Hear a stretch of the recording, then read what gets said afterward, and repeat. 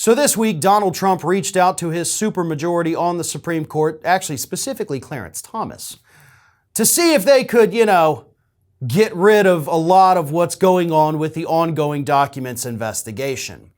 But it may not help him because the 11th Circuit Court of Appeal this week told Donald Trump that we're rejecting your request to slow roll the appeal of the appointment of the special master, and we're granting the DOJ's request to expedite it. Therefore, both the DOJ and Donald Trump have until November 17th to put their briefs in. Trump and his legal team had tried to push this to January of 2023, right? They wanted months and months to go. But the 11th Circuit said no. Obviously, this is fairly important. This is something that does need to be resolved with a little bit of quickness here. And let's get everybody's briefs in by the 17th of November. Let's determine whether or not the special master even needs to be there. And then we can all move on. The 11th Circuit, of course, is also the circuit that recently ruled that the DOJ can in fact continue reviewing 100 classified documents, even as the special master does his job, even after the appeal is going on.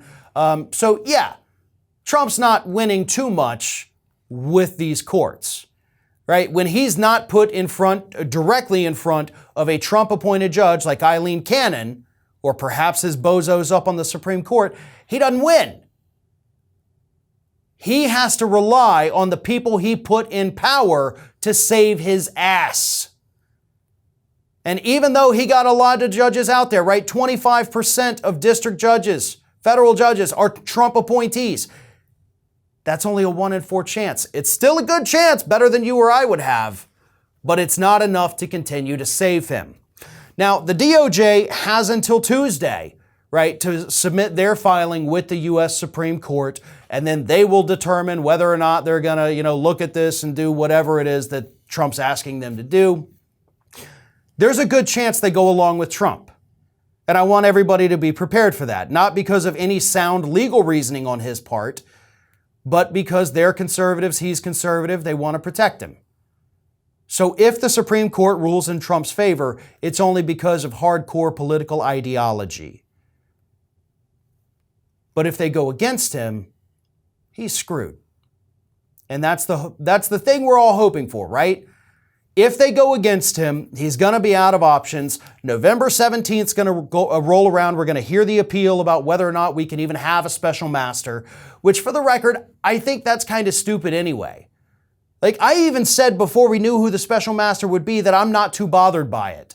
And now that we've seen what Special Master Judge Ray Dearie has done, I'm actually happy with it. Like, I like the guy.